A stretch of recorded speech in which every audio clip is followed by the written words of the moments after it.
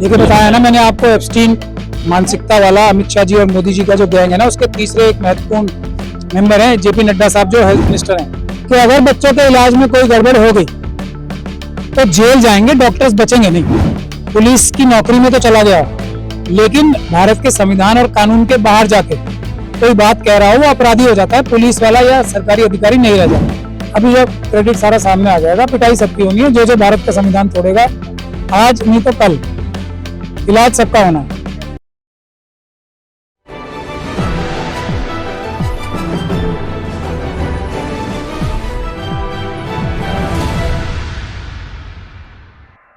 जंतर मंतर पर इस वक्त मौजूद हूं और सुप्रीम कोर्ट के सीनियर एडवोकेट महमूद प्राचा मेरे साथ इस वक्त मौजूद हैं। महमूद सर, आप जंतर मंतर आज पहुंचे हैं क्या? पहली बार पहुंचे हैं जब से प्रोटेस्ट चला? नहीं, दूसरी बार, कल भी आया था। तो इंतजार था यहाँ पर, क्योंकि अभी तक जो हमने देखा यहाँ पर पॉलिटिकल पार्टी से सब लोग नेता आ रहे हैं, हर पार्टी के सांसद जो है सब लोग पहुंच रहे हैं, लेकिन आपकी जरूरत जब सबसे ज्यादा महसूस हो रही थी, क्या जरूरत महसूस करी आपने जो अब कल से आपने आना शुरू किया? जब जरूरत, जो वादा किया था वो निभाना पड़ेगा। जब जरूरत आ गई, जब अमित शाह साहब और मोदी जी का जो एक क्रिमिनल गैंग है उसके मेंबर्स पुलिस की वर्दी पहन के जो थे वो आके बच्चों के ऊपर लाठियां बरसाने लगे, उनके ऊपर खून निकालने लगे, तो मुझे आना ही पड़ा। हालांकि जो स्टेज से जो हो रहा है उससे मेरे डिफरेंस ऑफ ओपिनियन है, इसलिए मैं स्टेज पे नहीं जाऊंगा, लेकिन ये जिम्मेदारी कि क्योंकि मुझे पास सक्षमता मुझे लगती है, लोगों को भी लगती है सक्षम है, ये जो पुलिस के भ्रष्ट अधिकारी हैं उनकी गुंडागर्दी रोकने में और इंसाफ दिलाने में, और जिन लोगों को बेगुनाह फंसाया जाता है उनको छुड़ा के लाने में बिना किसी फीस लिए, तो मुझे आना ही पड़ा और आना ही पड़ेगा। और अच्छी बात हो रही है, प्रदर्शन हो रहा है, सिर्फ स्टेज की डायरेक्शन थोड़ी थोड़ी ठीक हो जाएगी तो ये आंदोलन देश में एक बहुत बड़ा चेंज ला सकता है, और सबसे बड़ा आंदोलन भी यहीं से शुरू हो सकता है, यानी कि ईवीएम हटाओ और बैलेट पेपर वापस लाओ। आप आरएमएल हॉस्पिटल भी गए, आपने जो जिन छात्रों के साथ मारपीट की गई, कैसा हाल है उनका, क्या बातचीत की? देखिए बताया ना मैंने आपको, एप्स्टीन मानसिकता वाला अमित शाह जी और मोदी जी का जो गैंग है ना, उसके तीसरे एक महत्वपूर्ण मेंबर हैं जेपी नड्डा साहब जो हेल्थ मिनिस्टर हैं। अमित शाह जी अपने गैंग मेंबर से लाठियां लगवा के बच्चों को घायल करेंगे, बच्चों को मरने की स्थिति में लाएंगे, उसके बाद डॉक्टरों के पास नड्डा जी के डिपार्टमेंट में जाएंगे और वहां पे उनके साथ और अत्याचार होगा। तो सबसे पहले हम हॉस्पिटल ही गए थे वहां पे ये बताने कि अगर बच्चों के इलाज में कोई गड़बड़ हो गई तो जेल जाएंगे, डॉक्टर्स बचेंगे नहीं। बच्चे मोदी जी से ज्यादा अच्छा इलाज पाए, किसी को इलाज में इतनी सी भी कमी मिले तो हमारा ऑफिस निजामुद्दीन ईस्ट में है, सबको पता है। हॉस्पिटल हम ये मैसेज देने गए थे, उसके बाद हम यहाँ आए और पुलिस को कल भी मैसेज दिया था, आज भी दे रहा हूं आपके सामने, लाठी उठा मत लेना, वरना सुप्रीम कोर्ट भी बचा नहीं पाएगी ये जो अपराध कर रहे हो आप। उठा मत लेना बच्चों के ऊपर जो पीसफुल प्रोटेस्ट कर रहे हैं। ये सीधे सीधे बता रहा हूं मैं अमित शाह जी को, क्योंकि ये अमित शाह जी मॉनिटर कर रहे हैं, एक एक लाठी पड़ रही है अमित शाह जी की मॉनिटरिंग से, सब ड्रोन के जरिए और कैमरे के जरिए वो सब मॉनिटर कर रहे हैं। जो बच्चियों की इस्मत पे जो दामन पे हाथ डाले जा रहे हैं वो अमित शाह साहब करवा रहे हैं, सब वो करवा रहे हैं। तो अमित शाह साहब आपको बचा नहीं पाएंगे, वो तो खुद जेल जाएंगे। इसलिए ये बताने आया हूं मैं, ये देश के मालिक हैं। बल्कि मैं तो आज मैंने पूरा मुआयना भी किया है, अब ये जगह जो है ना छोटी पड़ रही है, इसका जो बैरिकेड है ना पिछले वाला, वो उठा के उसको पार्लियामेंट स्ट्रीट तक पहुंचा लें, ये मेरा निवेदन समझ लें, या देश के मालिकों का, जनता जो है देश की मालिक, उसकी तरफ से निर्देश समझ लें। ये कल तक हो जाना चाहिए, वरना फिर मैं आऊंगा। दूसरी बात यह कि यहाँ पे जो टॉयलेट्स हैं, महिलाओं के लिए 500 और 750 पुरुषों के लिए कम से कम टॉयलेट लग जाए, नहीं तो फिर इलाज होगा, और हम पक्का इलाज करने वाले लोग हैं। राजा साहब, एक चीज ये, अभी जिस तरीके से 20 तारीख को छात्रों के साथ में मारपीट की गई, लाठीचार्ज किया गया, दूसरी तरफ पुलिस ये आरोप लगा रही है, वीडियो दिखा रही है कि भाई छात्रों ने जो है, युवाओं ने गाड़ियां तोड़ी पुलिस की, उनके साथ भी मारपीट की। पुलिस भी अब अपना बयान जारी कर रही है जिन लोगों को चोट लगी है। मैंने तो पुलिस का कोई बयान देखा नहीं है, आपने पता नहीं कहां से देख लिया। मैंने अभी आपको बताया, जो व्यक्ति पुलिस की नौकरी में तो चला गया लेकिन भारत के संविधान और कानून के बाहर जाके कोई बात कह रहा हो वो अपराधी हो जाता है, पुलिस वाला या सरकारी अधिकारी नहीं रह जाता। तो ये तो अपराधी हैं, क्योंकि ये संविधान और कानून के जाके बाहर बात कर रहे हैं और उसके सारे सबूत लोग हमें पहुंचा ही रहे हैं कि कौन सा ट्रक पत्थर भर के आया था और कौन सा तैयारी क्या क्या हुई थी और किस तरीके से कौन कौन लोग आके क्या क्या कर रहे थे। तो इन लोगों की बातों पे क्या भरोसा करना है आपको? हम लोगों को अपनी तैयारी करनी है, कानूनी लड़ाई लड़ने की। ज्यादा से ज्यादा संख्या में सब लोगों से मेरी गुजारिश है कि सबूत इकट्ठे करें, वीडियो इकट्ठी करें। हम अमित शाह साहब तक को छोड़ेंगे नहीं इस केस में, उनको कानूनी कार्रवाई करके जेल में पहुंचाने का काम करेंगे। पहले दिन से शिक्षा मंत्री धर्मेंद्र प्रधान के इस्तीफे की मांग की जा रही है। आज प्रधानमंत्री ने एक ट्वीट किया और उसमें कहा कि हम मतलब एक फास्ट ट्रैक कोर्ट बनाएंगे, इसमें सुनवाई जल्दी होगी। तो मतलब प्रधानमंत्री रिएक्ट तो कर रहे हैं लेकिन उससे बिल्कुल उल्टा कर रहे हैं जो मांग है छात्रों की। प्रधानमंत्री जी के पद पे बैठे हुए व्यक्ति हो सकते हैं वो नरेंद्र मोदी जी, लेकिन प्रधानमंत्री जैसा काम तो कर नहीं रहे। अभी मैंने आपको बताया भारत के संविधान और कानून से हटके जो बात करता है वो अपराधी बन जाता है। तो मोदी जी भी भारत के संविधान और कानून से हटके बात कर रहे हैं तो सिर्फ एक अपराधी हैं। मोदी जी और अमित शाह के गैंग के एप्स्टीन मानसिकता के गैंग के मतलब सरगना है वो। बड़े वाले तो मेंबर जरूर हैं लेकिन है तो अपराधी ही। और संविधान में ये लिखा है क्या कहीं कि किसी और देश को अपना फादरलैंड बताओ, वो भी प्रधानमंत्री के पद पे बैठ के? तो अपराधी तो वो उसी दिन से डिक्लेयर्ड अपराधी हो गए जिस दिन उन्होंने इजराइल जैसे देश को, जो कि जिसकी लीगल एंटिटी भी अभी डाउटफुल है, अपना फादरलैंड बता दिया। तो उनके बारे में बात करने से कोई लाभ नहीं है। उनसे बात ही, मैं तो इसीलिए बात करने से मना करता हूँ ना। आरएसएस और बीजेपी के व्यक्तियों से बाबा साहब ने भी मना किया था, बात ही नहीं करनी चाहिए। डिमांड ये है पूरी हो जानी चाहिए। डिमांड बेहतर है, अगर बेहतर हो सकती है, मेरी सलाह मानी जाए तो अमित शाह साहब का इस्तीफा मांगा जाना चाहिए। तभी ये क्रिमिनल गैंग जो है उसकी जो सीईओ है वो तो अमित शाह जी है ना, तभी ये क्रिमिनल गैंग की क्रिमिनल एक्टिविटीज कमजोर होंगी, चरमरा के गिरेंगे। जब ये प्रदर्शन शुरू हुआ था हमने तब भी आपसे बातचीत की थी, इसके बारे में जो है बात की थी कि क्या इस प्रोटेस्ट को किस तरीके से करना चाहिए, क्या सरकार से मिलना चाहिए या उससे बात करनी चाहिए। आपने कहा था कि जब सरकार से सीधा सीधा सवाल है तो सरकार से बात नहीं करनी चाहिए। उसका नतीजा और खामियाजा क्या लगता है आपको, ये भी भुगतना पड़ा है छात्रों को? भुगत रहे हैं और आगे भी भुगतेंगे। अभी भी तो बात कर रहे हैं। नड्डा जी जो हॉस्पिटल में उनका इलाज खराब करवा रहे हैं, उनसे जाके बात करके आप क्या मैसेज देना चाहते हैं? मैं इसीलिए अभी क्रिटिसाइज नहीं कर रहा हूँ। इस्तीफा मांगना है तो सिर्फ अमित शाह जी का फोकस काम होना चाहिए, फोकस। प्रधान रेस टू पावर 100 लोग तैयार बैठे मोदी जी के चरणों में। मुझे मौका दीजिए, मैं ज्यादा लूट के माल कमा के दूंगा ये एजुकेशन मिनिस्ट्री से। बहुत सारे लोग बैठे हैं।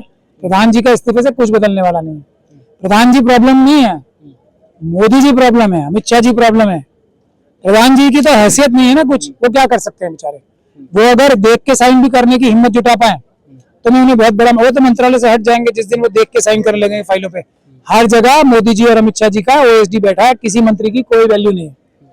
तो अमित शाह जी का इस्तीफा मांगा जाना चाहिए। प्रधान जी से क्या लेना देना है, वो तो बेचारे बिना देखे वाली रबड़ स्टैंप है, इधर देख के तो अंगूठा लगाते होंगे। जो व्यक्ति खुद पेपर लीक के बारे में 90 के दशक में प्रोटेस्ट करने का नाटक कर रहा हो, चलो नाटक ही करेगी ना, एबीवीपी भी तो नाटक ही कर रहे होंगे। आज वो खुद पेपर लीक का बादशाह बन चुका है। शर्म आनी रही, लेकिन शर्म कैसे आएगी आरएसएस और बीजेपी वालों को। अब एक चीज और, जिस तरीके से राहुल गांधी पीएम आवास के बाहर धरना दे करके बैठ गए, समाजवादी पार्टी से अखिलेश यादव और तमाम सांसद भी, उनको डिटेन किया गया। अब जो मेन स्ट्रीम मीडिया है और तमाम जो लोग हैं वो ये कह रहे हैं कि छात्रों का ब्रेन वॉश किया जा रहा है और विपक्ष जो है वो अराजकता की राजनीति कर रही है। तो क्या लग रहा है कि इस सारी चीजों का जो असर है वो इस प्रोटेस्ट पर पड़ेगा? क्या इस पूरे प्रोटेस्ट का राजनीतिकरण करने की कोशिश की जा रही है पीछे के रास्ते से? आपको क्या लग रहा है इसमें? ये राजनीतिकरण पहली बात तो बुरी बात नहीं है। मैं तो ये कह रहा हूँ विपक्ष फेल हो गई है। जब तो हम कितने हर कोई क्रेडिट लेने की कोशिश कर रहा है ना, समर्थन भी कर रहे हैं सब और साथ भी आ रहे हैं, और अब सीधे तौर पर इसका पूरा क्रेडिट लेने की कोशिश कर रहे हैं। अभी जब क्रेडिट सारा सामने आ जाएगा, पिटाई सबकी होनी है। जो भारत का संविधान तोड़ेगा, आज नहीं तो कल इलाज सबका होना है। तो जो भी जो काम करे सोच समझ के करेगा, लंबे टाइम का काम है। अब तो बुनियादी तौर पे बात यह है कि राहुल जी, अब यहाँ पे आपने ये कहा कि छात्रों का और छात्राओं का माइंड वॉश करने की कोशिश हो रही है, तो मैं एग्जांपल देके समझाता हूँ। जितना इंटेलेक्ट में फर्क राहुल जी और मोदी जी में है, मतलब राहुल जी कहाँ और मोदी जी कहाँ। राहुल जी किसी भी टॉपिक पे 5 मिनट तक बोल सकते हैं दुनिया के, ठीक, और मोदी जी किसी भी टॉपिक पे 5 मिनट के 5 सेकंड भी नहीं बोल सकते बिना टेलीप्रॉम्प्टर के। ये फर्क हो गया मोदी जी और राहुल जी में। यहाँ इतना ही फर्क, जैसे बच्चे यहाँ बैठे हैं ना, राहुल जी और इन बच्चों में है। ये तो राहुल जी से ज्यादा जानने वाले बच्चे बैठे हैं साहब यहाँ पे, ठीक है। तो राहुल जी क्या इनका ब्रेन वॉश करेंगे, इनकी जो बात समझ में आएगी अपने आप आएगी, कोई राहुल जी हो या कोई जी हो, किसी की बात समझने वाले नहीं है। मेरी तो दुआ ये है इनसे कि ये फोकस करके लड़ाई लड़े। एक तो बैठे रहे यहाँ पे, कोई डिमांड ना रखें, नंबर बढ़े या घटे, बैठे रहे यहाँ पे। दूसरा, अमित शाह साहब का इस्तीफा मांगे, और मेरी सलाह माननी है तो ईवीएम हटा के पेपर बैलेट का डिमांड जिस दिन ये डाल देंगे, मोदी सरकार वैसे ही डर के इनकी बाकी सारी माने मान लेगी। अभिजीत दीपके से बात हुई आपकी, उनसे मुलाकात की आपने? मैं देखिए, जो व्यक्ति, मैंने आपको कितनी बार बताया, जो व्यक्ति आरएसएस और बीजेपी से बात करता है वो भी अकेले में, उससे मैं बात ही नहीं करता। मैंने कितने आंदोलनों में साथ दिया है, बहुत सारे लोगों से एग्जाम्पल नहीं देना चाहूंगा, बहुत सारे लोगों को आपने देखा है। जैसे ही वो आरएसएस और बीजेपी के लोगों से बात करना शुरू करते हैं, मैं उनसे बात करना बंद कर देता हूँ। ऐसे रिसेंट एग्जाम्पल आपके पास बहुत सारे हैं, बड़े बड़े एमपी बन गए हैं। मैंने बात करनी बंद क्यों की? क्योंकि वो आरएसएस से बात करने लगे। जो आरएसएस से बात करेगा बंद कमरे में, वो कहीं ना कहीं वो कॉम्प्रोमाइज हो चुका है, उसका ईमान पक्का नहीं रहा, वो अम्बेडकरवादी भी नहीं रहा, और वो राष्ट्रवादी भी नहीं रहा, और वो संविधानवादी भी नहीं रहा। मेरा ऐसा मानना है, मैं गलत भी हो सकता हूँ, सही भी हो सकता हूँ, अपनी अपनी सोच है। मैं आरएसएस से बात करने वाले को बंद कमरे में ईमानदार नहीं मानता हूँ, सीधी सी बात। तो आप कैसे समर्थन कर रहे हैं यार इसको, प्रोटेस्ट और छात्रों? मैं तो छात्रों को समर्थन कर रहा हूँ। मैं देखिए एडवोकेट हूँ, और एडवोकेट होने की हैसियत से मैं भारत के संविधान और उसके बने कानून के तहत कुछ शक्तियां मुझे भी प्राप्त हैं। तो मैं भी, ये जो देश के मालिक यहाँ पे हैं उनका नौकर हूँ।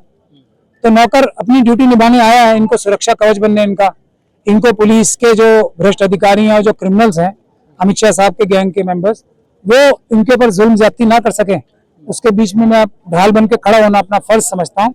इसीलिए मैं आया हूँ। मैं तो स्टेज पे जाता भी नहीं हूँ, मुझे पहले भी इनवाइट भी किया गया था, मैं गया नहीं था ना, मैं अब जाऊंगा। जब तक ये 2-3 चीजें जो मेरी समझ से नहीं होती, मैं क्यों जाऊंगा? मुझे तो कोई नाम का और उसका किसी चीज का शौक है नहीं, ना मुझे किसी ने भेजा है। बहुत सारे आंदोलन खत्म कराने वाले हमारे ही साथी जो तो पहले भेजे जाते हैं। दिल्ली यूनिवर्सिटी में डॉक्टर ऋतु का आंदोलन खत्म कराने के लिए जो साजिश हुई थी, उसमें भी वो लोग आए थे, यहाँ भी आके नाटक करके गए।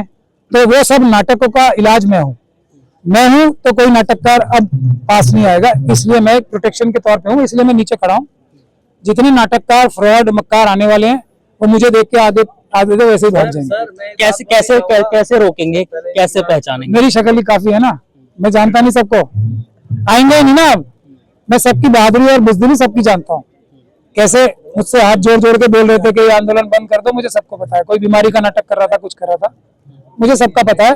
तो जो भेजा जाता है ना प्रोजेक्ट करके कि इस आंदोलन के आगे जाके फेस बन जाओ, ये कर लो, अब वो मेरे बाद कुछ कम आएंगे। तो मैं खड़ा हूँ यहाँ पे एक सिपाही की तरह। सोनम वांगचुक ने भी जो है अभी अपना अनशन तोड़ने से मना कर दिया, हॉस्पिटल में है, कह रहे कि अब मैं नहीं तोड़ूंगा जब से छात्रों के ऊपर लाठीचार्ज हुआ। देखो, चोरी का माल खाए मोदी जी, चोरी का माल खाए अमित शाह जी, भूखे रहे सोनम वांगचुक जी, ये कौन सी अकलमंदी का काम है? निकलो बाहर, अस्पतालों से जंग लड़ो बेईमानों से। इन लोगों को, इनकी क्या, ये एब्स्टीन मानसिकता के लोग हैं। इनकी क्या कोई कॉन्शियस है जिसको सोनम वांगचुक साहब नॉक करना चाहते हैं, उसका खटखटाना चाहते हैं दरवाजा? तो वो वेस्ट ऑफ एफर्ट है। खाना खाएं, तगड़े हो, यहाँ आए, यहाँ बैठे रहें बस।